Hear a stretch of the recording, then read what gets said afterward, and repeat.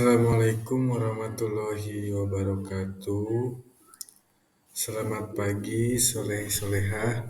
Semoga kalian semua senantiasa dalam keadaan sehat dan juga selalu semangat dalam belajarnya.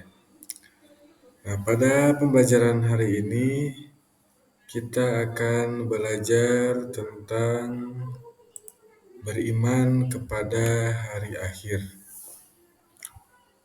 Hari akhir bisa disebut juga dengan hari kiamat. Kita masuk ke pelajaran hari ini. Yang pertama itu kita akan belajar tentang makna dari hari akhir. Nah, makna hari akhir atau kiamat ialah peristiwa hancurnya alam semesta dan segala isinya. Pada saat itu terjadi, maka tidak ada satupun yang bisa selamat. Ya. Meskipun nanti kita mau sembunyi dimanapun, maka tidak ada yang bisa selamat dari peristiwa kiamat ini. Coba kita lihat firman Allah di dalam surat Al-Qari'ah yang artinya sebagai berikut: hari kiamat. Apakah hari kiamat itu? Dan tahukah kamu apakah hari kiamat itu? Nah, pada hari itu manusia itu seperti laron yang bertebangan, dan gunung-gunung itu seperti bulu yang berhampuran. Jadi betapa dahsyatnya kejadian kiamat itu. Nah, kita pelajari dulu sebelum masuk ke macam-macam hari akhir. Kita akan pelajari pengertian beriman kepada hari akhir. Coba kita lihat. Iman itu artinya kepercayaan dan juga keyakinan. Jadi, beriman kepada hari akhir adalah mempercayai dan meyakini dengan sepenuh hati akan datangnya hari kiamat. Percaya akan terjadinya kiamat ini termasuk ke dalam rukun iman yang kelima. Nah, oleh karena itu, maka kita sebagai seorang muslim harus meyakini akan adanya hari akhir sebagai bentuk keimanan kita kepada Allah Subhanahu wa taala. Selanjutnya, macam-macam hari akhir. Nah, hari akhir ini atau kiamat itu dibagi menjadi dua. Yang pertama ada kiamat sugro. Nah, apa yang dimaksud dengan kiamat sugro? Mari kita lihat. Kiamat sugro atau disebut juga dengan kiamat kecil. Kiamat sugro itu artinya kiamat kecil, yaitu berakhirnya kehidupan seseorang atau sebagian makhluk. Nah, contohnya dari kiamat sugro ini misalkan matinya seseorang, gempa bumi, banjir, dan bencana alam lainnya. Nah, mari kita lihat.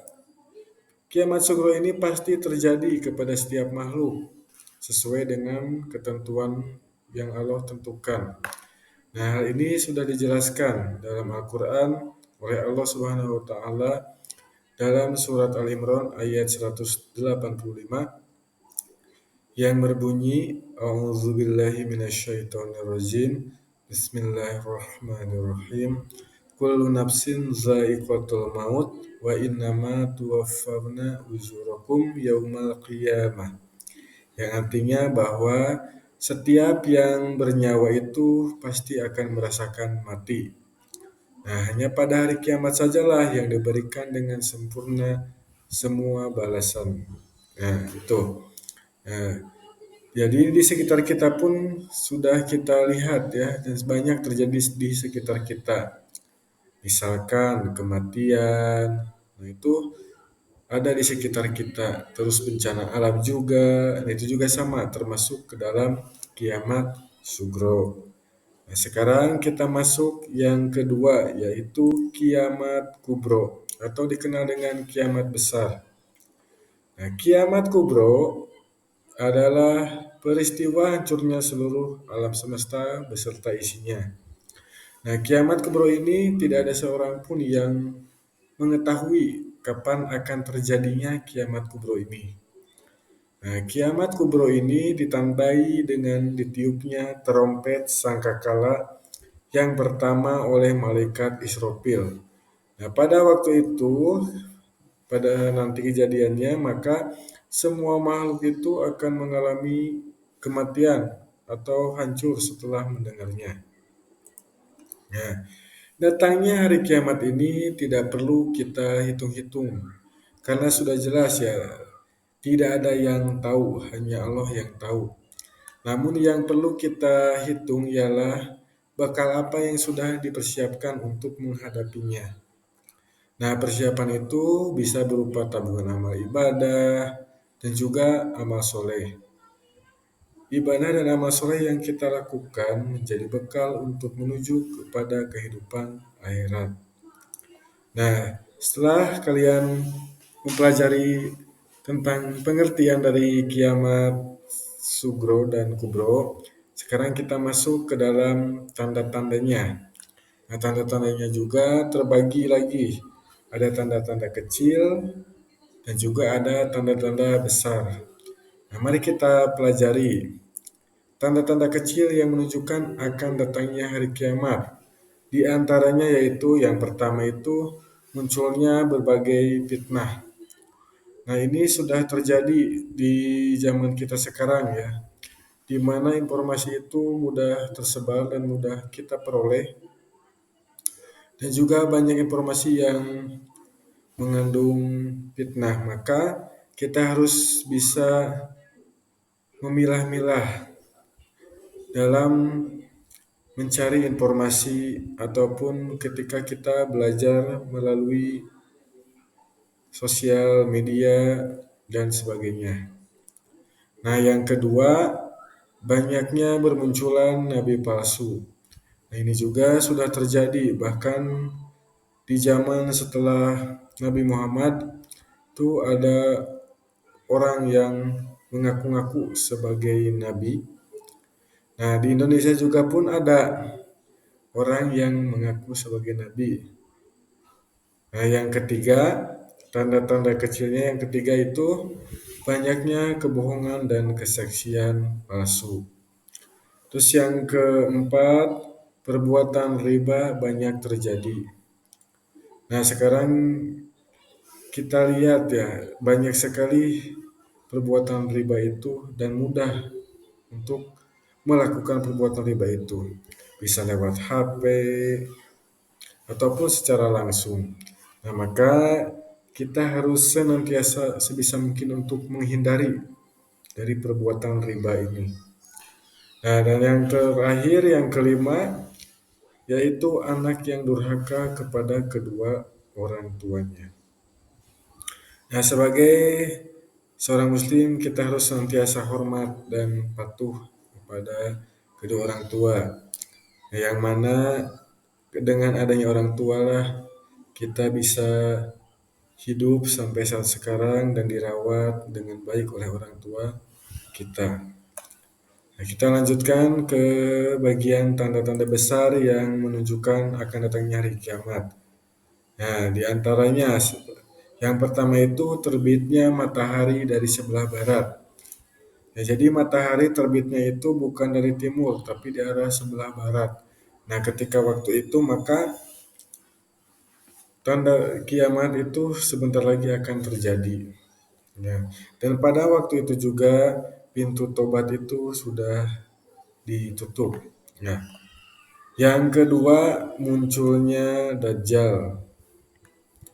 Nah, Dajjal ini orang yang akan menebar fitnah dan membuat kerusakan di alam semesta ini. Yang ketiga turunnya Imam Mahdi. Yang keempat turunnya Nabi Isa alaihissalam. Yang kelima keluarnya Ya'juj dan Ma'juj yang sama akan merusak. Yang keenam munculnya binatang melata di bumi. Nah, yang hewan ini nantinya bisa bicara dan juga akan menandai mana orang yang beriman dan juga mana orang yang kafir. Jadi terlihat jelas perbedaannya pada waktu itu. Nah, yang ketujuh munculnya duhon atau debu asap, di mana bumi ini akan mengalami kegelapan, ya, sangat gelap selama kurang lebih 40 hari. Dan yang kedelapan terjadinya gerhana di timur, barat, dan jazirah Arab. Untuk selanjutnya kita masuk ke materi beriman kepada hari akhir. Iman artinya kepercayaan dan keyakinan. Jadi beriman kepada hari akhir adalah mempercayai dan meyakini dengan sepenuh hati akan datangnya hari kiamat. Percaya akan terjadinya kiamat ini termasuk ke dalam rukun iman yang kelima. Maka sebagai seorang muslim, kita harus meyakini akan adanya hari akhir sebagai bentuk keimanan kita kepada Allah Subhanahu wa taala. Selanjutnya, kita masuk kepada hikmah beriman kepada hari akhir. Yang pertama itu ada kalimat tarji. Bagi anak muslim yang berakal, setiap kejadian yang menimpa seseorang ataupun yang terjadi di lingkungan sekitar kita, maka akan terdapat pelajaran yang bermakna. Salah satunya kematian atau bencana alam. Kematian dan bencana alam ini bisa menjadi nasihat dan pengingat bagi seseorang. Nah, maka ketika melihat atau mendengar kematian, coba apa yang seharusnya diucapkan oleh seorang mukmin?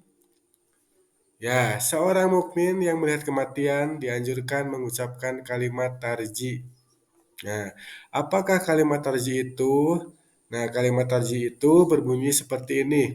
Inna lillahi wa inna ilaihi roji'un. Yang artinya, sesungguhnya kita milik Allah dan hanya kepadanya kita akan kembali. Untuk selanjutnya, ada beberapa hikmah beriman kepada hari akhir. Nah, yang pertama, memotivasi manusia untuk taat dan ikhlas dalam menjalankan perintah Allah. Nah, karena hanya ketaatan dan keikhlasanlah yang mendatangkan keselamatan di dunia dan di akhirat.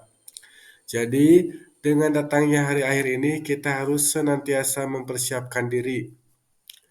Yang kedua, manusia selalu mawas diri atau berhati-hati dalam bertindak. Supaya kita senantiasa menyadari bahwa sekecil apapun perbuatan kita itu akan dimintai pertanggungjawaban di hadapan Allah Subhanahu wa taala. Yang ketiga, kita harus memperbanyak amal ibadah karena hanya amal ibadah inilah yang akan menemani kita di akhirat. Yang keempat, berusaha menjadi lebih baik dan tetap istiqomah dalam kebaikan hingga ajal menjemput. Dan yang terakhir, hikmah beriman kepada hari akhir ini menunjukkan perilaku yang terpuji dalam kehidupan sehari-hari. Nah, akhlak terpuji merupakan amalan yang paling berat di timbangan di akhirat. Sudah mengikuti pelajaran hari ini, semoga kalian bisa semakin baik dalam ibadahnya dan memperbanyak amal kebaikan. Terima kasih dan sampai jumpa lagi.